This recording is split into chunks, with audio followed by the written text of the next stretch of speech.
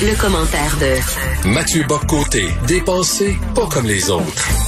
Alors, Mathieu Trump qui est expulsé de Twitter. Toi, t'es pas un pro-Trump, loin de là, mais t'es totalement contre cette décision.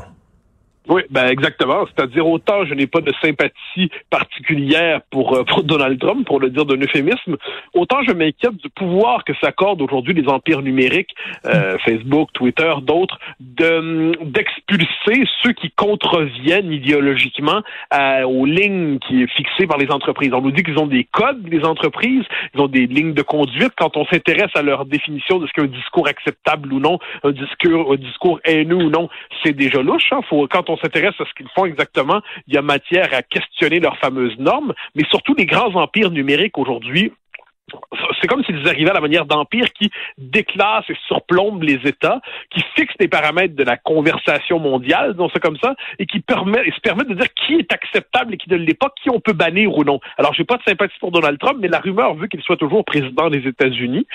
Si on peut se permettre de bannir le président des États-Unis, imaginons tous les autres qui peuvent l'être. Par ailleurs, je note que les dirigeants chinois, turcs, et d'Iran, qui sont toujours sur Twitter, et à ce que j'en sais, ce ne sont pas ce qu'on pourrait appeler des colombes à la recherche de la paix mondiale. Alors, voyant tout cela, moi, je m'inquiète de cette logique de purge. Quelle autorité se concède ces pouvoirs qui, aujourd'hui, dépassent largement les paramètres de la démocratie? Je pense qu'on doit vraiment s'inquiéter de ça, au-delà de notre manque de sympathie pour Donald Trump. Écoute, je suis tombé sur une citation, je me souviens plus c'était qui, mais hier, qui disait la censure est une lame avec tellement de tranchants qu'on ne peut pas la brandir sans se couper les doigts. Ah, c'est remarquable. Très, très bonne formule. Très, très bonne formule, mais c'est exactement ça. Parce que là, Trump qui passe. Mais moi, la question que je pose, c'est qui le suivant? Parce qu'il y en a toujours un suivant.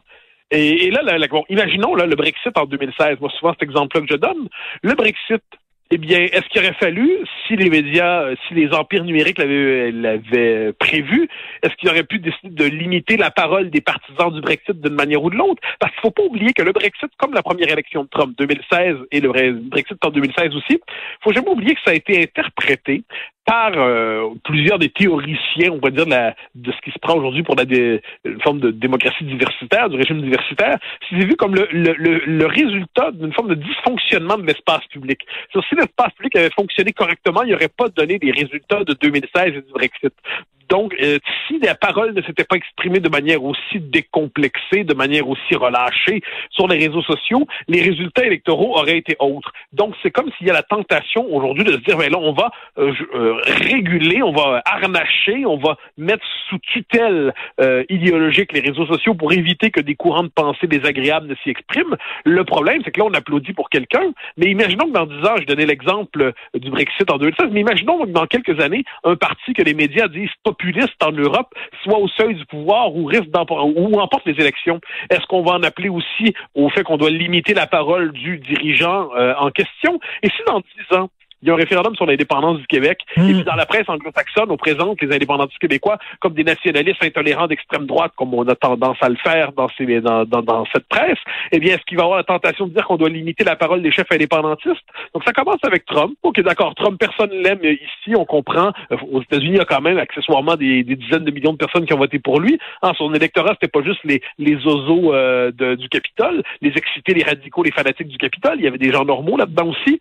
Mais la prochaine étape, qui vont être les prochains censurés? Moi, c'est ça. Et là, quand on pose cette question-là, on se fait accuser, je le vois passer, de sympathie pour Trump. On est trumpophiles, on est trumpien, on est trumpistes. Non, on fait juste s'intéresser aux conditions même d'accès à l'espace public dans nos sociétés et on se demande si on doit vraiment accorder aux empires numériques une souveraineté sur l'espace public. Puis là, on a vu aussi le Donald Trump qui faisait des points de presse, des conférences de presse et des réseaux de télévision qui ont décidé, dans le plein milieu, d'arrêter de diffuser la conférence de presse du président élu. C'est quand même incroyable. Oui, exactement. Donc ça, il y a une forme d'hubris là-dedans, c'est-à-dire de démesure chez les empires numériques, je crois. C'est-à-dire là, il y avait le sentiment d'une vertu absolue, c'est-à-dire Trump, c'était pas le bon gars, donc on peut se permettre de faire ce qu'on très bien. Mais le problème avec ça, c'est que si les médias se permettent d'interrompre des discours pour les corriger, comme ils le font sur la logique de la fake news, il va falloir qu'ils fassent ça pour tout le monde, pas seulement pour le grand méchant Trump. Et là, le problème, c'est qu'il faut quelquefois corriger les médias correcteurs. Hein, parce que moi, je l'avais noté souvent, on le voit beaucoup en France, les fameux services de correction des fake news. On le voit à Libération, on le voit avec les décodeurs du monde. Eh bien, quelquefois, ce qu'ils nomment fake news, c'est simplement une nouvelle qui n'est pas orientée, qui n'est pas présentée dans l'angle qu'ils souhaiteraient. Et là, on a quelquefois on se rend compte qu'il y a bien des manières de faire des fake news. Hein. Quelquefois, il y a la fake news par omission. Quelquefois, on voit ça très bien dans qu'on décide de ne pas relever un fait, de le traiter comme une nouvelle secondaire. Est-ce qu'il va falloir corriger les médias désormais? Donc, les médias corrigent le politique. Et mais qui va contrôler le contre-pouvoir médiatique aujourd'hui? Donc, on entre vraiment dans un monde assez inquiétant.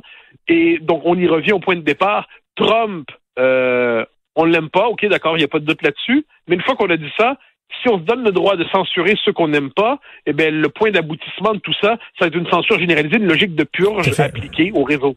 Et quand on parle de fake news, c'est comme si c'était un phénomène récent. Je m'excuse, Mathieu, mais à l'époque où les intellectuels vantaient les splendeurs du régime maoïste et du régime soviétique, c'était de la fake news. Ah, ben oui, non, mais absolument. Puis en plus, c'est de la fake news organisée par les régimes communistes. Hein. Les Moscou organisait, c'est formidable de dire Moscou avec un air méchant, Moscou organisait à l'époque des tournées pour les intellectuels, pour leur présenter une Union soviétique en carton-pâte où les travailleurs étaient heureux et resplendissants. Et puis ils revenaient en Occident en disant, mais j'ai vu ça, puis on a vu ça aussi en Chine maoïste. Hein? Oh, j'ai vu la Chine maoïste. Les intellectuels sont des producteurs particulièrement impressionnants de fake news, parce qu'ils se laissent toujours bluffer par leur propre théorie. Alors, est-ce qu'on va se mettre à démanteler ça? Donc, le bobard, pour reprendre des mots de la fake news, ça fait partie de l'arsenal de la propagande depuis la nuit des temps à bien des égards. Quand on cherche à faire peur à l'adversaire en se disant plus fort qu'on ne l'est, ça relève de la fake news. Donc ça fait partie. Là, aujourd'hui, avec les réseaux sociaux, je comprends qu'on doit s'inquiéter des effets de contagion, de rumeurs et ainsi de suite. Très bien, il faut une hygiène sur les médias sociaux. Très bien, il faut éviter que n'importe quoi puisse se transformer en nouvelle. Très bien, il faut éviter les lynchages. Très bien.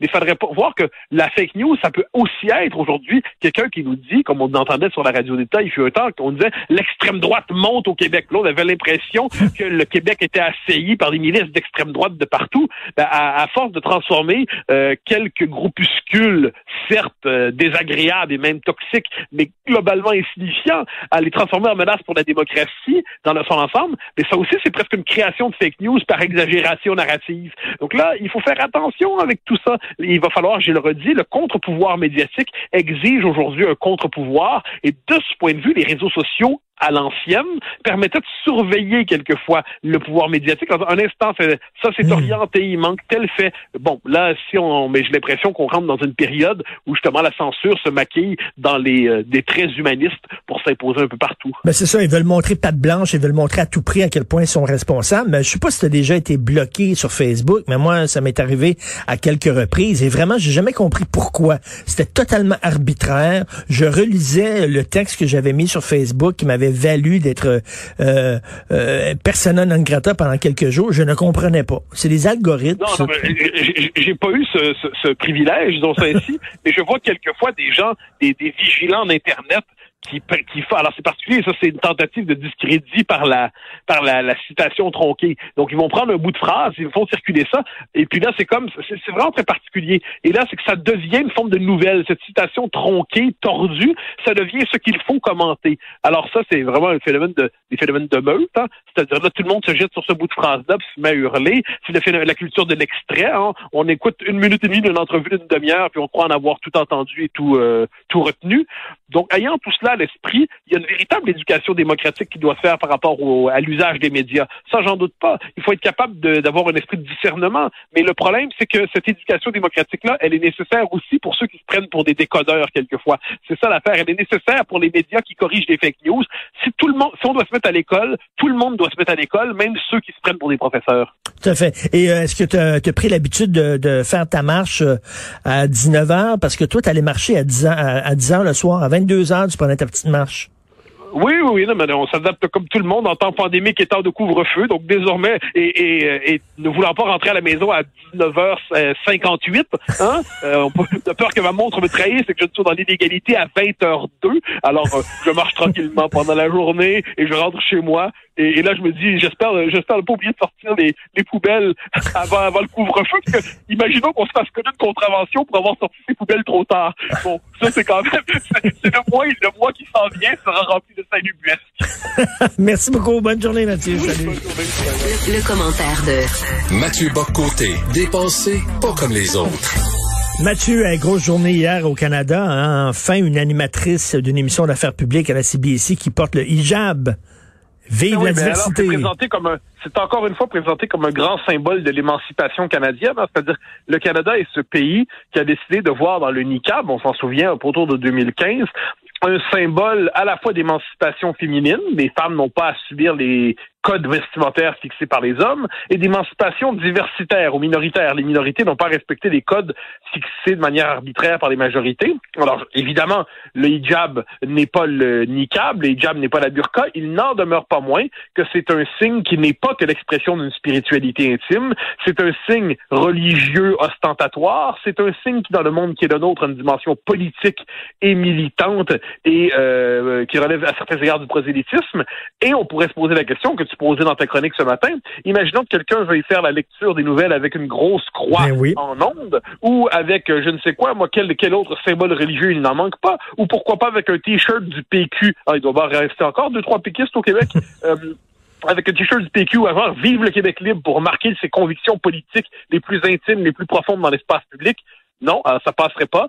Pourtant, là, au nom de cette espèce de théorie, de cette logique qui veut qu'il faille toujours pousser plus loin une ouverture à ce qu'on aime la diversité, eh bien, on accorde un privilège aux convictions religieuses sur les autres, et deux, pour peu qu'elles se présentent sous le signe de la revendication minoritaire, on verra leur exposition dans l'espace public, au-delà du devoir de neutralité minimale, on y verra un progrès. Encore une fois, de ce point de vue, le Canada ne nous surprend pas. C'est le laboratoire de l'utopie diversitaire et il fait tout pour radicaliser l'expérimentation.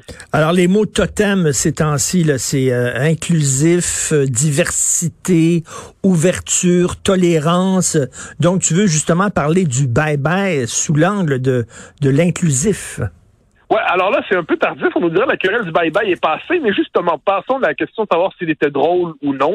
Je ne suis pas, en ces matières, évaluateur d'humoriste, mais la question qui m'intéresse, c'est un texte qui est passé dans la presse le 6 janvier, donc il y a à peu près une semaine, et qui est passé un peu sous silence, alors que c'est un texte assez grave, d'un dénommé Émile Gaudreault, réalisateur, scénariste et producteur, qui a une certaine notoriété dans le milieu du cinéma, et qui nous dit... Le bye-bye cette année était inclusif. Inclusif parce qu'on voyait partout des signes de la diversité. Bon, OK, d'accord. Si le critère qui lui tient, lui, quand il pense à une revue de fin d'année, c'est faire des reconnaissances au faciès, sans vérifier les gens selon la couleur de la peau. Bon, ça le concerne. Mais là, il nous revient sur l'épisode de Slav, qui a quand même été marquant il y a quelques années. Il revient sur Slav, il revient sur Kanata, il revient sur les manifestations haineuses qu'on avait vues à ce moment-là, où on accusait les gens qui allaient voir le spectacle de racisme, où on accusait Robert Lepage de racisme, où on versait dans les théories de l'appropriation culturelle, où on versait dans toutes ces théories-là qui relèvent du racialisme le plus étroit, le plus bête, c'est-à-dire la régression aux identités premières sur la couleur de la peau. Eh bien, Émile Gaudreault veut dire aux militants de l'époque, merci. Merci de nous avoir ouvert la conscience. Merci de nous avoir ouvert l'esprit. Alors, je le cite, au lendemain d'un bye-bye inclusif vu par plus de 4 millions de Québécois, il me semble qu'il serait bon de faire une mini-réparation, d'effacer l'opprobre que les manifestants ont subi et de les remercier du courage dont ils ont fait preuve. Alors merci à Marie-Lee Craft, Elena Stoudley, Ricardo Lamour, Lucas Charles-Rose, Michaela Harris et Elena Stoudley, et là il remercie d'autres. Là, on a envie de se dire à l'instant, est-ce qu'il se rappelle de ce qui s'est dit à ce moment-là? Est-ce qu'il se rappelle de la violence du propos?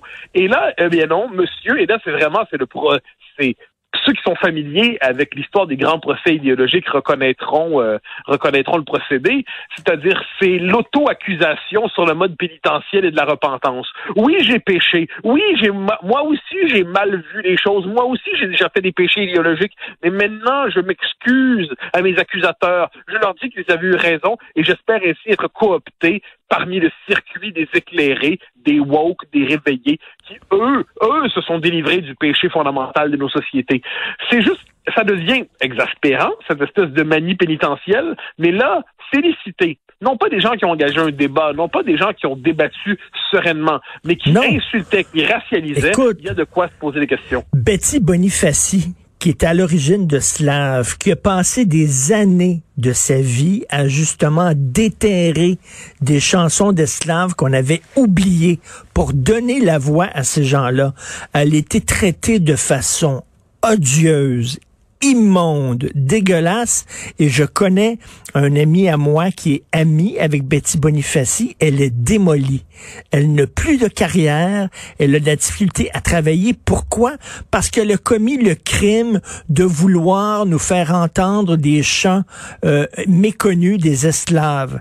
C'est épouvantable la façon dont elle est traitée par ce milieu-là, et que Émile Gaudreau, qui est un artiste qui devrait s'en prendre au contraire à ceux qui veulent faire taire les gens, félicite cette gang de harceleurs-là. C'est à vomir. Vraiment. Comme tu dirais, on ne fait pas de révolution sans casser des crânes ou sans casser des carrières. Hein. Et là, c'est un peu ce qu'on comprend. Pardon, c'est un peu ce qu'on comprend à travers ça, c'est-à-dire, bon, il fallait que des gens y passent. Alors, Betty Bonifaci est un dommage collatéral, une victime secondaire. C'est l'œuf sacrifié de l'omelette, hein, pour le dire comme ça. Et ce qui est assez, moi, je me souviens du film qui avait été réalisé, du documentaire sur l'affaire Slave à Radio-Canada, qui était sous le signe on chantait les militants qui avaient mené cette affaire.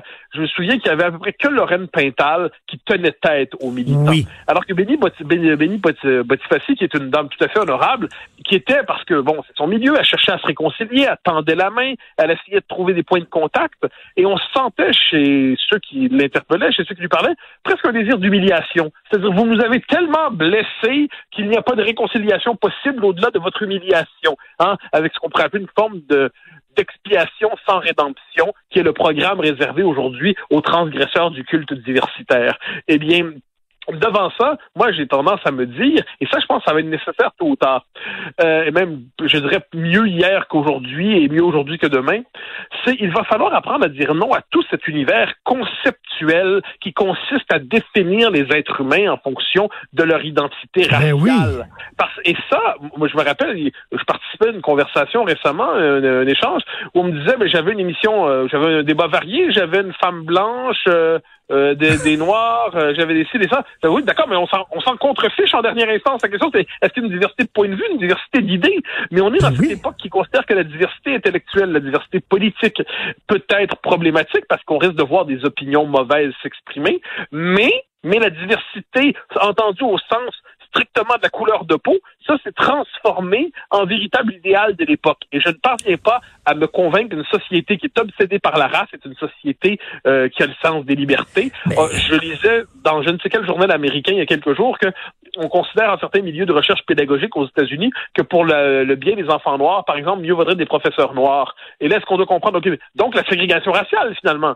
C'est la ségrégation. Il faut nommer les choses. Ben oui. Et si Martin Luther King était en vie, il n'en reviendrait pas. Je veux dire, Martin Luther King, son fameux discours, I have a dream, il disait, je rêve du jour où mes petits-enfants ne seront pas jugés à la couleur de leur peau. Il disait, Martin Luther King, que la couleur de la peau ne doit pas compter ni de façon négative, ni de façon positive. On devrait tous être colorblind. Or là, on a des color obsessed. Ah, ouais, exactement. Et là, tu viens de nommer un mot central. Quand on s'intéresse à ces courants de pensée-là, Robin DiAngelo, Ibram X. Kendi, les principaux penseurs de ce que j'appelle l'antiracisme racialiste, hein, l'extrême gauche racialiste, ces penseurs-là nous disent que le colorblind, on traduit en français, sur le mode méchant, on appelle le daltonisme racial. C'est ne pas voir les couleurs. Donc, ce qu'ils nous disent, et ça, c'est clair, là, il faut décrypter ces affaires-là, c'est le genre de choses que je fais plus qu'à temps perdu, c'est qu'ils nous expliquent que finalement, être antiraciste aujourd'hui, c'est voir les couleurs. Et c'est d'abord voir et avant tout les couleurs, parce que la couleur de la peau serait partout. Et pour en arriver à une société délivrée de la race, il faudrait en arriver à passer par une société hyper consciente de la race. Et ça, c'est la même structure mentale que celle du socialiste qui disait que pour en arriver à une société sans État, il fallait passer par la dictature, il fallait passer par l'État tout-puissant. Eh bien, aujourd'hui, on nous dit que pour en arriver à une société qui un jour sera délivrée du poids des races, eh bien, ou du racisme, ou de la conscience raciale, il faut avoir une exacerbation de la conscience raciale. Et ne pas voir les couleurs, c'est une forme très grave de racisme. Ibram X. Kendi, le théoricien majeur de l'antiracisme américain aujourd'hui, du pseudo-antiracisme, nous dit qu'il s'inquiète bien davantage des universalistes que des alt-right suprémacistes. Parce que les alt-right, ils sont, tu sais, on les voit aller, là, ils sont un peu passés d'âge, ils sont folkloriques, ils sont vieillots, ils sont caricaturaux. Mais les universalistes, ceux qui masquent derrière l'universel le privilège blanc, ceux qui masquent derrière l'universel la culture blanche, dit-il, eh bien, ceux-là, c'est les vrais ennemis. Alors, on est quand même dans un univers mental où l'antiracisme racialiste considère que l'universalisme, qui est un principe d'émancipation, est aujourd'hui le vrai visage du racisme. Tant que nos élites ne vont pas prendre la peine de décortiquer ces termes-là, de les décrypter, de les analyser, de voir les conséquences des concepts qu'ils embrassent, on va continuer de voir des espèces de papiers étranges où on célèbre les gens qui se comportent comme des persécuteurs. Mais c'est ridicule parce que là, on dit un individu noir vaut plus qu'un individu blanc. Et là, après ça, on va dire une femme noire vaut plus qu'un homme noir. Et là, on va dire une femme noire lesbienne vaut plus qu'une femme noire hétéro. Et là, on va aller plus loin. Une femme noire lesbienne handicapée vaut plus qu'une femme noire lesbienne normale. C'est fou. Queer et ainsi de suite vaut plus. Alors là, on est dans l'espèce de concurrence des minorités. Alors, c'est très particulier parce qu'on peut lire dans ces milieux-là des articles où là, il y a des querelles entre les différentes chapelles, les différentes tendances pour dire, bon, mais quelle est l'identité qu'on doit privilégier au moment où nous en sommes? Et là, il y a une forme de course à ce qu'on pourrait appeler le statut de super minorité. Et là, on a envie de dire, mais cette logique de compartimenter de manière identitaire, chacun dans une case de plus en plus étroite dans laquelle il finira par étouffer. Je veux dire, les gens se voient des communautés partout. Moi, ma communauté, puis là, on invente des acronymes de plus en plus étranges.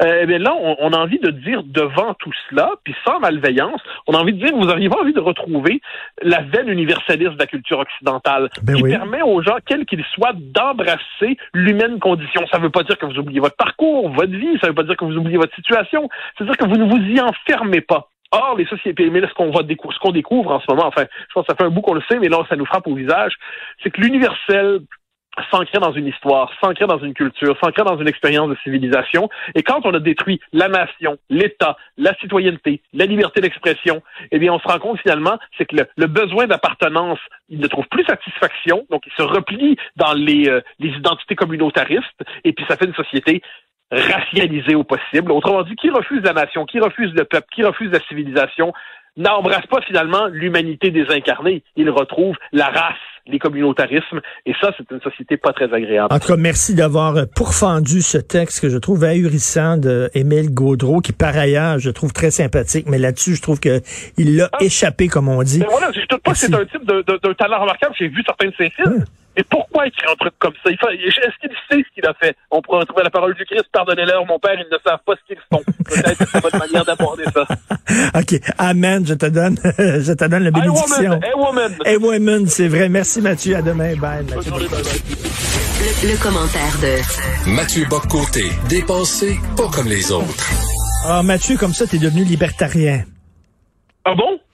Ben oui, je lis ton texte sur le confinement, le couvre-feu, et t'as la même, tu commences à avoir le même discours que des gens comme Adrien Pouliot, là, en disant, là, ben là, ça brime nos droits individuels. Même Gabriel Nadeau-Dubois de Québec solidaire dit que le couvre-feu brimait nos droits individuels. Et là, soudainement, là, Éric Duhem est tout content, et Adrien Pouliot trouve que Gabriel Nadeau-Dubois est dans leur gang. Mais là, je lisais aujourd'hui, c'est le confinement. T'es rendu un peu comme ça? Non, vraiment, je constate, mais ça, je pense que c'est pas un abus de langage que de dire que les circonstances impliquent la suspension de certaines libertés. Ça, je pense que c'est une description qui n'est ni de gauche, ni de droite, ni libertarienne, ni socialiste. Il y a une suspension nécessaire, provisoire, on l'espère, temporaire, on l'espère, de certaines libertés pour combattre la pandémie, sous le signe de l'état d'exception sanitaire. Parfait, on le comprend. Ce que je disais dans mon texte d'aujourd'hui, puis par ailleurs, j'ose croire que ce n'est pas être libertarien que de dire cette mesure-là, il y a peut-être des limites, cette mesure-là, d'accord, la situation sanitaire, aussi grave soit-elle, n'abolit pas la libre délibération sur les différentes mesures. Je pense qu'une société est d'autant plus riche qu'elle est capable d'examiner les différentes mesures qu'on lui propose. Puis je pense même que c'est la condition pour s'y rallier intelligemment. ce que je disais dans mon texte d'aujourd'hui, c'est tout simplement que quand on nous dit, parce que ça fait quand même à peu près un an, pas loin de ça, quand on nous dit que les restrictions qui s'accumulent, c'est rien, c'est pas grave, puis on se plaint pour rien, puis on est des géniards et ainsi de suite, puis fondamentalement, rien de tout cela n'est grave, avec généralement l'argument c'était pire dans les tranchées, c'était pire au Vietnam, c'était on peut faire la liste des c'était pire au temps de la Grande Peste, là, oui, tout ça est vrai, mais il n'en demeure pas moins qu'à l'échelle de nos sociétés, à l'échelle historique qui est la nôtre, eh bien, on vit quelque chose d'absolument inédit, et je ne suis pas certain qu'on réussisse facilite l'adhésion populaire en expliquant aux gens qu'ils ont tort de se sentir globalement malheureux de cette situation. Quand on présente tout cela sous le signe d'une forme de ralentissement poétique, et puis prenez du temps avec vos proches, et puis rien de tout cela n'est grave. Non, je pense que c'est en reconnaissant que les choses sont difficiles et graves et pénibles qu'on est capable de garder la population dans un état d'esprit où oui, on le sait que c'est pas agréable, mais on le fait. Si on explique aux gens qui sont globalement niaiseux de pas apprécier ou de trouver ça un peu pénible la période qu'on traverse, je suis pas certain que ce soit la meilleure pédagogie possible par les autorités. Mais t'es un conservateur, et moi, selon moi, dans ma tête, les conservateurs, tu sais, c'est les grandes idées, comme ils défendent des idées qu'on pourrait juger obsolètes, c'est-à-dire le sens de l'honneur, le sens du sacrifice, le sens du bien commun. Ça, selon moi, c'est des valeurs conservatrices. Oui, mais bien sûr, mais je vais reprendre tes mots parce qu'il me semble exact, le sens du sacrifice. Moi, j'ai toujours... Le propre du sacrifice, c'est de ne pas être agréable. Je veux dire, on se sacrifie parce que quelque chose est plus grand que notre liberté circonstancielle, que notre désir, que notre bonheur du moment. Très bien, mais on se sacrifie quand même. Je veux dire, moi, les hommes qui ont fait les plus grands sacrifices ne sont pas des hommes qui étaient heureux de les faire, mais qui acceptaient de les faire. Je veux dire, là, je fais une comparaison qui n'est pas du tout... qui ne réfère pas à la situation présente, mais l'homme qui monte au front en 1916 avec sa baïonnette au canon, il reçoit peut-être une balle au front, c'est un sacrifié probablement magnifique pour la cause, la liberté de la France. Il n'en demeure pas moins qu'il aurait préféré rentrer chez lui en 1918 sans la balle au front et sans rentrer ses pieds sous terre. Alors là, aujourd'hui, on n'a pas de balle au front. Aujourd'hui, il n'y a pas de baïonnette au canon. Mais à l'échelle de nos sociétés, la période qu'on traverse est... un peu plus que désagréable quand même. Les effets du confinement sur le plan économique, sur le plan social, c'est quand même très réel. On peut pas faire semblant que tout cela n'est pas réel. Alors, je dis, ne faisons pas semblant que ce n'est pas un sacrifice. Ensuite, je n'ai pas particulièrement tendance à être libertarien, ni en cela, ni en d'autres choses, mais je dis, n'expliquons pas aux gens qui sont objectivement malheureux dans les circonstances, qu'en fait, ils ne le sont pas. N'ajoutons pas que c'est rien, que vous avez juste pas le droit de sortir après 8 heures, c'est tout. De quoi vous plaignez-vous, enfant géniard? Non. C'est pas juste cette petite mesure-là. Ça fait 1 an que tous les repères de la vie sont transformés. Ça fait 1 an que des existences sont traumatisées pour 1001 raisons. Je pense que la meilleure chose à faire dans les circonstances, ça ne consiste pas à traiter les gens de gnochons parce qu'ils aiment pas ce qui arrive, mais de leur dire simplement, on le sait que c'est tough, on le sait que c'est pas agréable, on espère que ça durera pas, on va tout faire pour que ça dure pas, on va restaurer le plus de liberté possible parce qu'on sait que ces petites libertés-là font aussi le sel de la vie. Nous ne vous méprisons pas. Par ailleurs, suivez les règles parce qu'on croit qu'en ce moment, même si on n'a pas tous les rapports scientifiques qu'on aurait pu espérer avoir avec la science majuscule, on pense, parce que c'est une décision politique aussi, puis le politique a ses droits, on pense que c'est la bonne mesure à suivre en ce moment. C'est ce qu'on suggère, c'est ce qu'on conseille, c'est ce qu'on vous demande, c'est ce qu'on exige. Ralliez-vous, mais ça ne veut pas dire pour autant qu'on a l'impression que c'est un Disneyland collectif.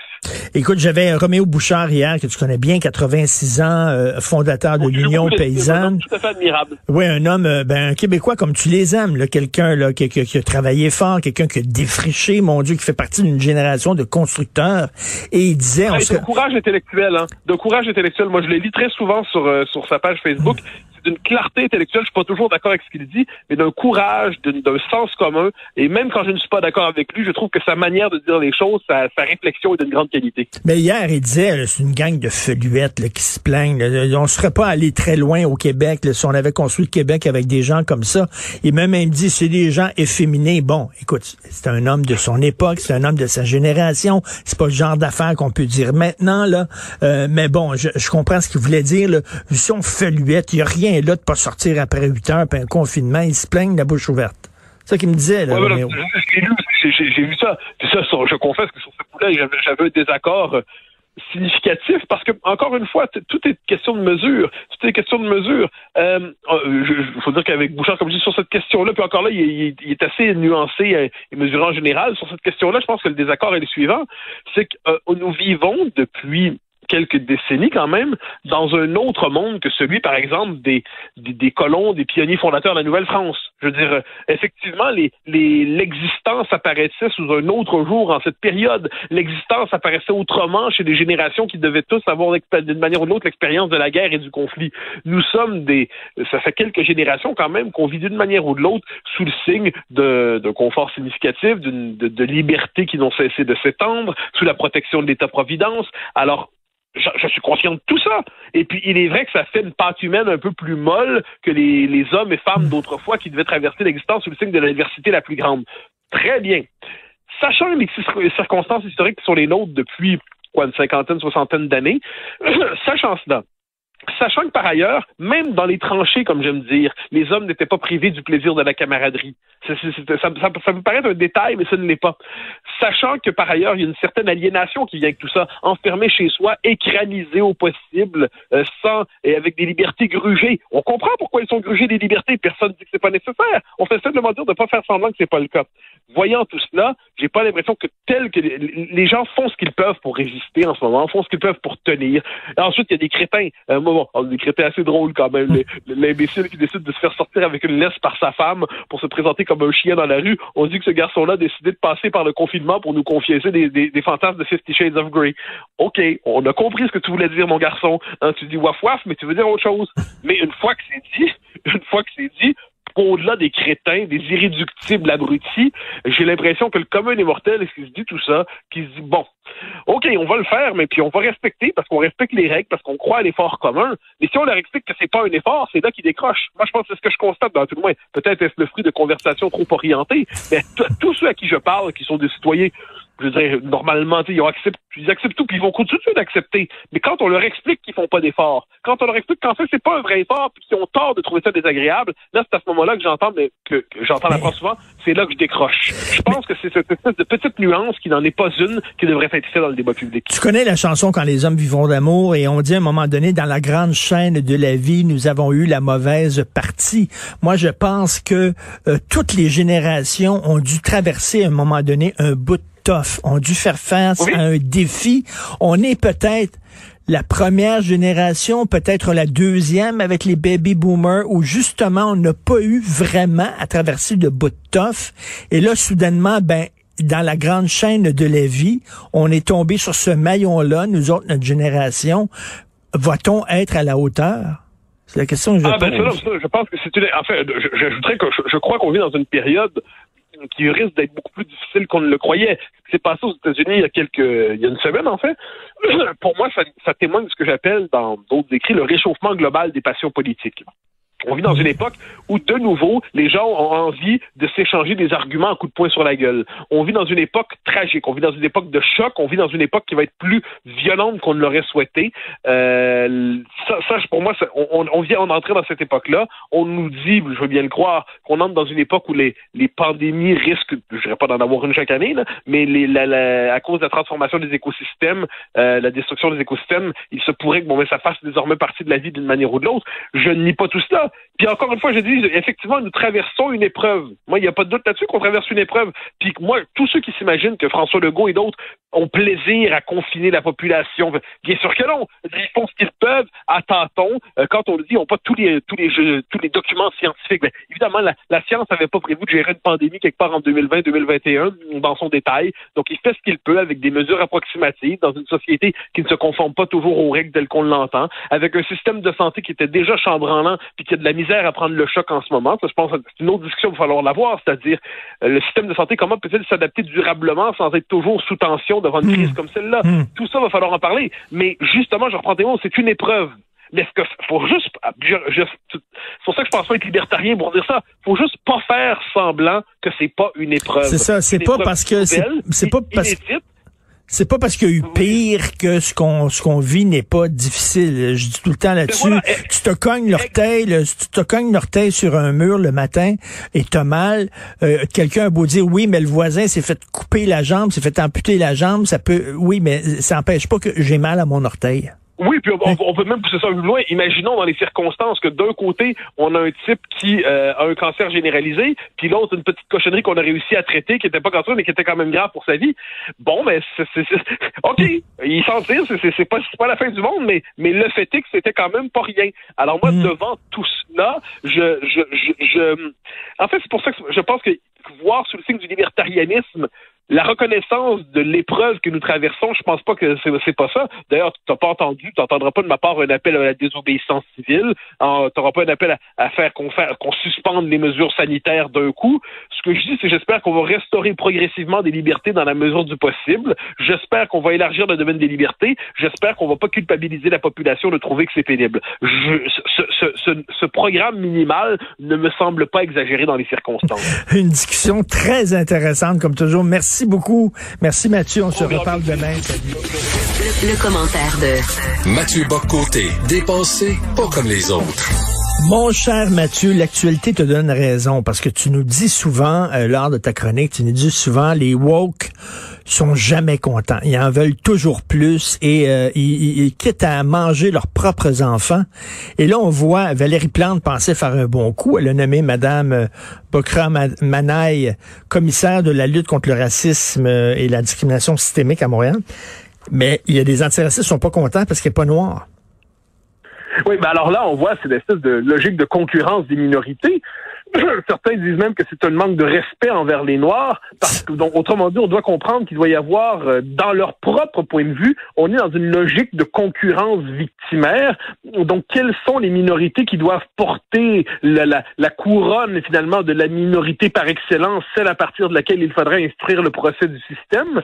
Donc là, on comprend que le fait d'avoir nommé Mme Manaï, ce n'était finalement pas assez. Donc, autrement dit, on ne doit pas choisir les gens, j'y reviens, selon leurs idées, mais on doit, parce qu'elle a toutes les idées requises, c'est le moins qu'on puisse dire. Madame Manaï, je suis en désaccord complet avec elle, mais sachant la fonction de ce poste qui consiste à dépister du racisme systémique partout, surtout là où il n'y en a pas, elle a ce qu'il faut. Mais là, si on ajoute à ça le fait qu'elle a tous les caractères requis, ah ben non, parce que finalement, il fallait avoir apparemment la bonne couleur de peau. Ah bon, d'accord. Donc, autrement dit, et ces gens-là viennent nous dire ensuite, c'est assez drôle, qu'ils sont antiracistes. Non, les copains. Quand on décide de sélectionner les gens selon leur couleur de peau, quand on décide de les accepter ou de les rejeter selon ce critère-là, vous êtes les racistes. Et on se retrouve dans une espèce de paradoxe aujourd'hui, à moins que ce soit une fraude, où ceux qui se disent antiracistes sont les vrais racistes. Et ça vaut la peine de le regarder dans notre société. Je ne dis pas qu'il n'y a pas de... Le racisme classique, hostile aux Noirs, ça existe encore, on le voit aux États-Unis, on le voit ailleurs, mais il y a un autre racisme qui se maquille en antiracisme. Et lui, il faut le nommer parce qu'il prétend ne pas l'être. Je donne deux exemples, je les évoquais dans ma chronique d'aujourd'hui. Deux des principaux intellectuels du pseudo-antiracisme aujourd'hui, Robin DiAngelo et Ibram X. Kendi. Alors on me dira de qui je parle, juste quelques mots sur chacun parce que ça vaut la peine. Okay. Robin DiAngelo, c'est la théoricienne aujourd'hui de la fragilité blanche. Elle, c'est une formation en éducation, et puis elle va faire des ateliers absolument partout pour convaincre les Blancs qui croyaient ne pas être racistes qu'ils le sont.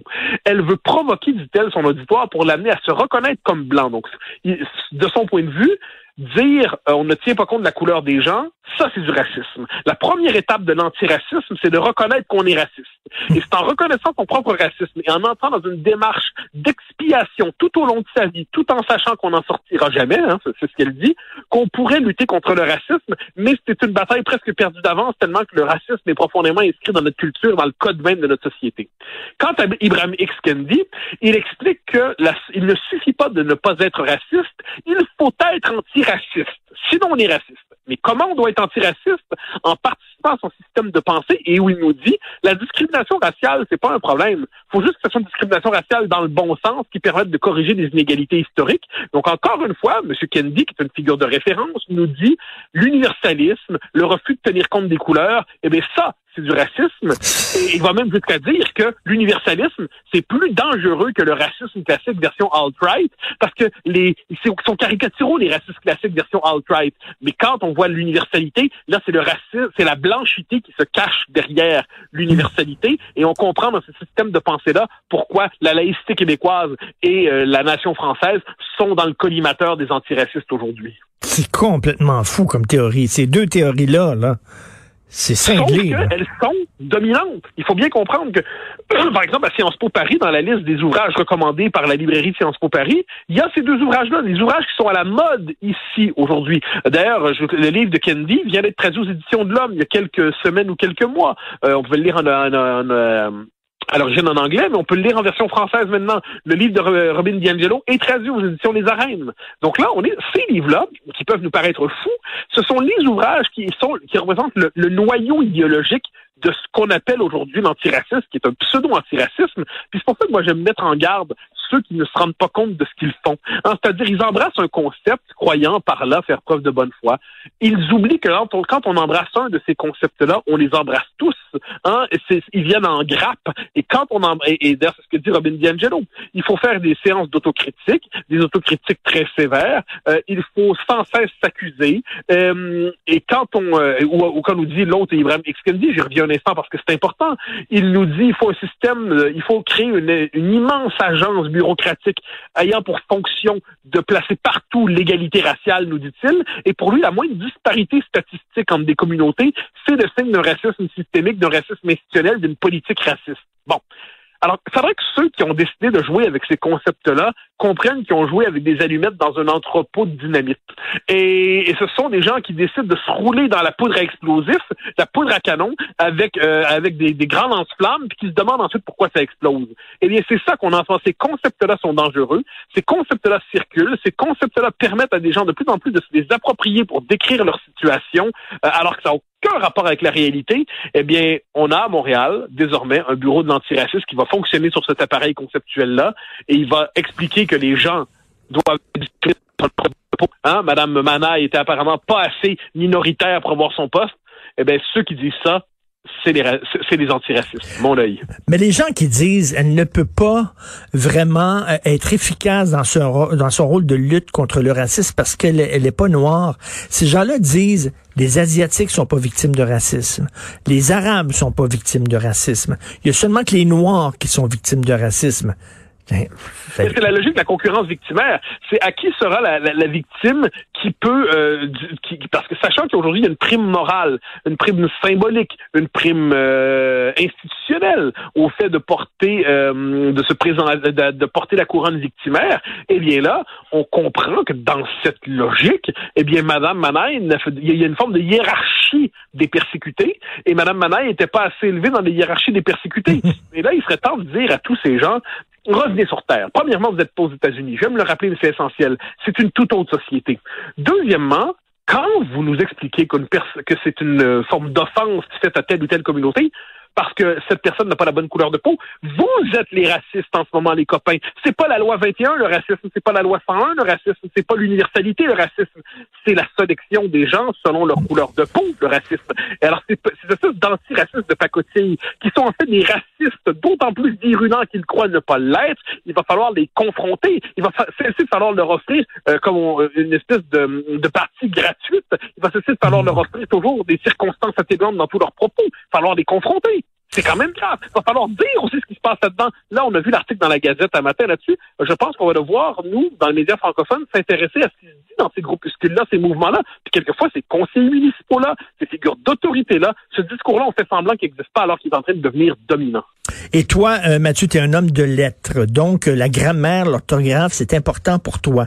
Je reviens sur le titre de Madame Manaille. Parce que moi, j'accroche sur une lettre. Et écoute bien ça, commissaire de la lutte contre le racisme et la discrimination systémique de Montréal, et il y a un S à systémique. Ce qui veut dire que systémique ne s'attache pas seulement à discrimination, mais s'attache aussi à racisme. Donc, Madame Plante vient de dire que, contrairement à notre premier ministre qui dit qu'il n'y a pas de racisme systémique au Québec, elle passe par-dessus et elle dit oui, il y en a. On savait qu'elle le pensait. Elle vient de le normaliser dans les codes de l'administration municipale. Et on peut voir là-dedans, c'est une tendance forte un peu partout en Occident, les métropoles qui tendent à se désaffilier des nations. Et Mme Plante, manifestement, croit qu'elle dirige la cité-État bilingue de Montréal. Bilingue et multiculturaliste et antiraciste systémique et tout le tralala. Il serait temps de rappeler à Mme Plante que son domaine, qu'elle se contente d'administrer sa ville correctement, qu'elle ne rende pas sa ville impossible pour ceux qui y habitent, qu'elle évite de la transformer en laboratoire désaccords idéologiques et puis que les débats de politique nationale se mènent au niveau où ils doivent se mener. Mais ce qu'on voit en ce moment, c'est une tentative de contournement par le municipal des préférences collectives formulées par le Québec. C'est pas surprenant, on pouvait s'y attendre. C'est d'ailleurs revendiqué comme tel dans une nouvelle stratégie progressiste, comme ils disent progressiste, mais il faut quand même le nommer. Et donc oui, elle vient d'entrer en conflit ouvert avec le gouvernement du Québec sur une question fondamentale de la définition de la société québécoise. N'oublions pas qu'on se retrouve devant une dame, par ailleurs, de grande qualité personnelle, je n'en doute pas, mais qui peut faire un discours tout en anglais à Montréal sans un mot de français parce qu'elle a oublié de parler français. Bon, quand c'est arrivé des choses comme ça, plus rien ne nous surprend. Madame Plante nous explique ensuite souvent que quand on la critique, c'est parce que c'est une femme et parce qu'on est peut-être sexiste et ainsi de suite. Non, Madame Plante, on vous critique pas parce que vous êtes une femme. On vous critique parce que vous avez oublié de parler français dans une ville francophone et que vous êtes vous-même francophone. On vous critique parce que vous normalisez la théorie du racisme systémique.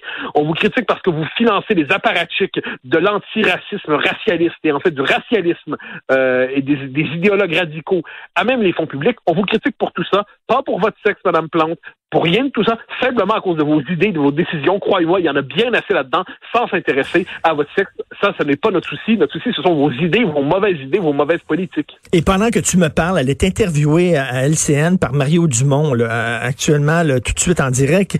Et Mario lui a dit, écoutez, vous avez déjà dit, et là je cite, le Québec est devenu une référence pour les suprémacistes extrémistes du monde entier. Elle a dit ça. Et là, elle a répondu à Mario en disant, oui, mais là, je faisais référence à l'attentat qu'il y avait eu en Nouvelle-Zélande, comme quoi que cette personne-là s'était visiblement inspirée de ce qui s'est passé à la Grande Mosquée de Québec. C'est comme ça qu'elle s'en sort. Hein. Ben, ce à quoi je répondrais avec cet argument travaillé et fouillé, de que c'est. De que c'est ciboire. Là, il y a quand même des limites à nous prendre pour des imbéciles. Mais c'est quand même ça. C'est des spécialistes dans le fait de nous prendre pour des imbéciles. Ils disent une chose pour nous expliquer qu'ils ne l'ont pas dit. Et finalement, c'est nous qui sommes coupables d'avoir mal compris la profondeur de leur pensée. Hein, on nous explique quelque chose, on le dit, on le répète, on leur fait remarquer, ils nous disent qu'ils ne l'ont pas dit, qu'on a mal compris, mais le contexte était tout autre, puis finalement, on manque de cœur. C'est assez, là. Un peu de courage, assumez ce que vous dites au moins. Arrêtez de toujours fuir. Et là, dans les circonstances, ce n'est pas surprenant, cela dit, mais c'est un petit milieu autoréférentiel qui ne doute pas de lui-même, qui est dans une logique de croisade par rapport à une société impie, avec des mécréants à convertir à la révélation diversitaire, qu'on nous permette, devant cette révélation frauduleuse, d'être des mécréants et de dire non merci à votre révélation diversitaire. Dans le classique, ne pas juger les gens selon la couleur de leur peau, ne pas les enfermer dans leur race, croire en l'universalité, ne pas céder aux lubies américaines. Merci beaucoup. Tu es un vaccin contre la bêtise et ce qui est extraordinaire, c'est qu'on n'a même pas besoin de 2 doses. Une dose est suffisante.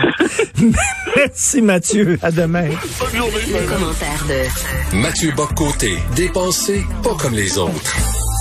Mathieu, alors on le voit dans le Journal de Montréal, dans la presse, on craint les complotistes. Dans le Journal de Montréal, on dit qu'ils veulent s'attaquer entre autres à des ponts, dans la presse, à des sites de vaccination. Est-ce que toi, tu as peur qu'il y ait de genre de suprémacisme à l'américaine ici au Québec?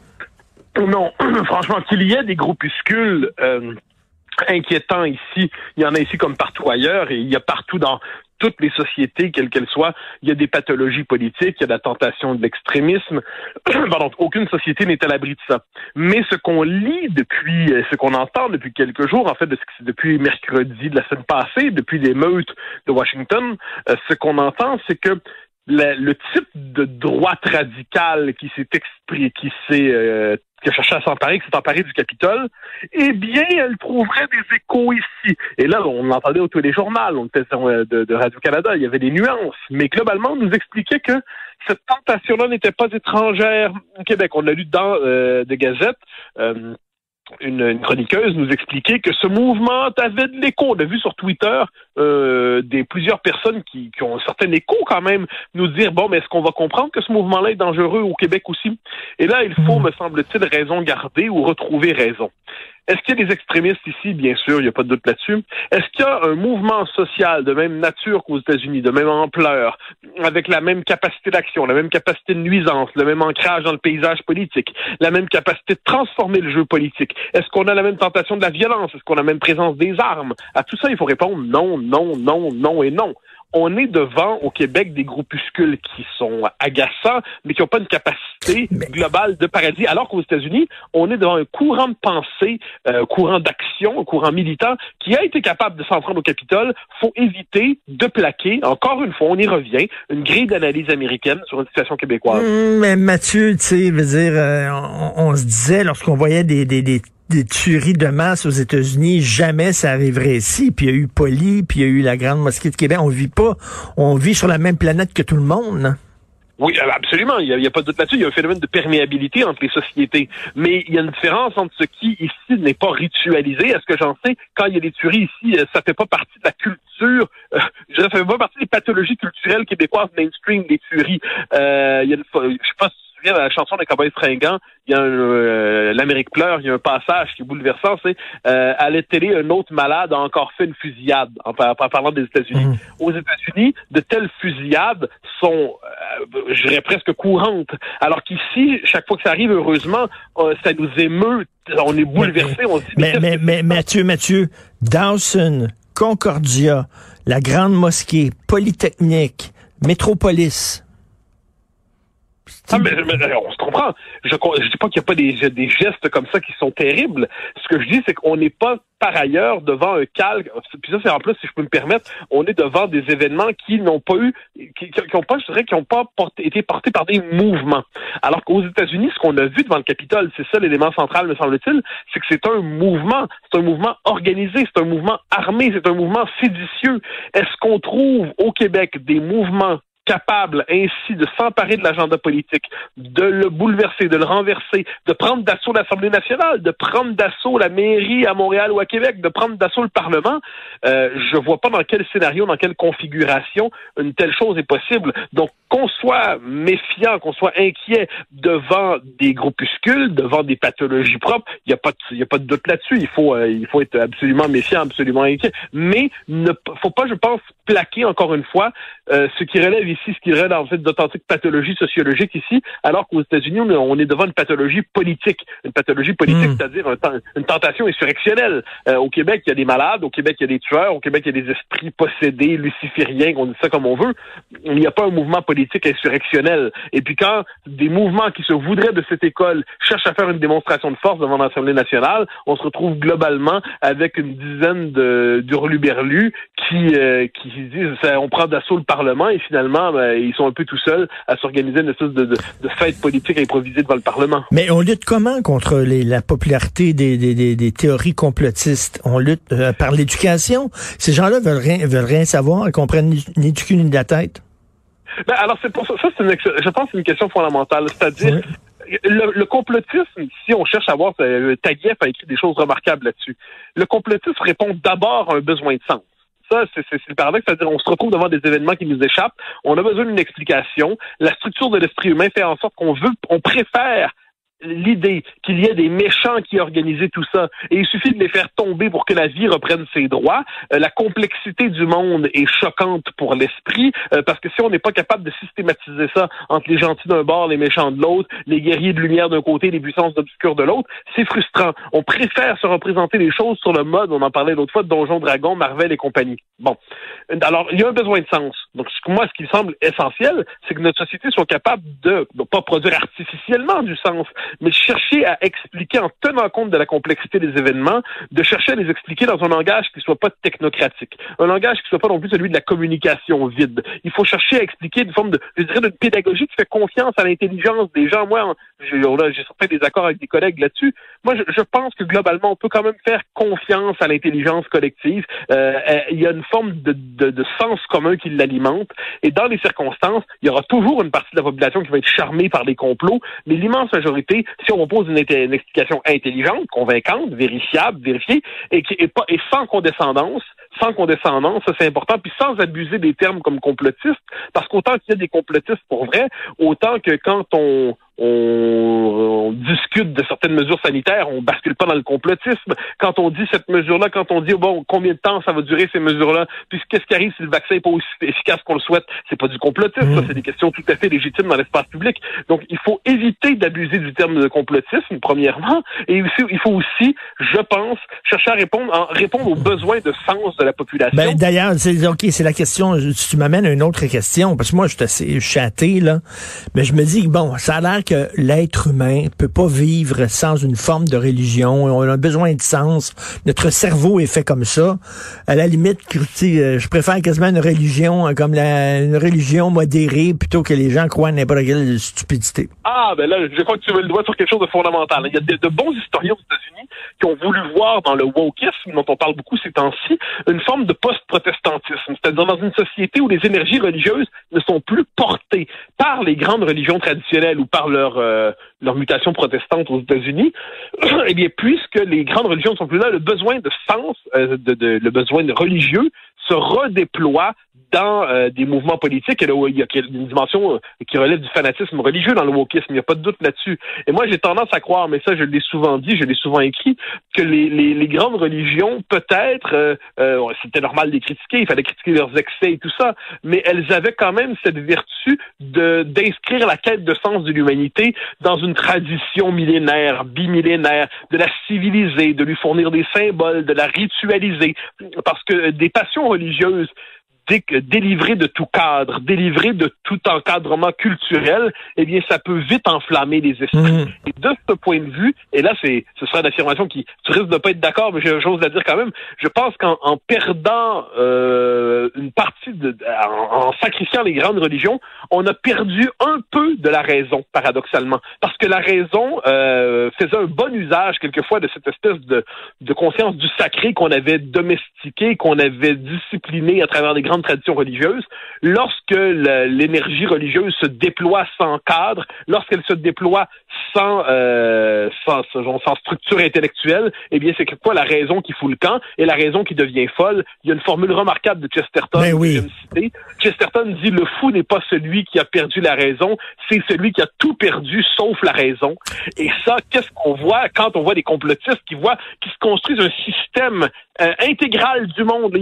Tout s'explique, tout a un lien. Il n'y a pas de contradiction, il n'y a pas de hasard, il n'y a pas d'inattendu, il n'y a pas d'inexplicable. Tout se tient, le système explique tout. Comment ne pas y voir une pathologie de la raison qui est aussi un dérèglement religieux?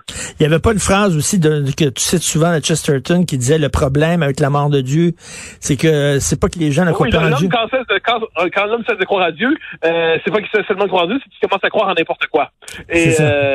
Et oui, absolument. Et on y est. Et ça, je pense que de ce point de vue, mais ça, je pense que c'est une des questions les plus fondamentales qui soit. Moi, ça m'obsède, ça m'habite depuis des années. Quand les grands systèmes de croyances s'effondrent, eh bien, le besoin de croyance ne disparaît pas. Il se redéploie ailleurs. Et moi, j'aime dire quelquefois de manière méchante, si vous sacrifiez le Christ, vous vous retrouverez avec les Christos. Hein? C'est-à-dire, quand on sacrifie les grandes religions, on se retrouve avec le New Age, les chakras, et puis des choses un peu. J'aime bien ça. Et écoute, pour faire un peu d'histoire, Robespierre voulait établir une république française totalement athée et s'est rendu compte que les citoyens ont besoin de croire en quelque chose. Donc, il a inventé une religion qui était le culte de l'être suprême qu'il a inventé parce qu'il s'est rendu compte que ça se peut pas une société athée.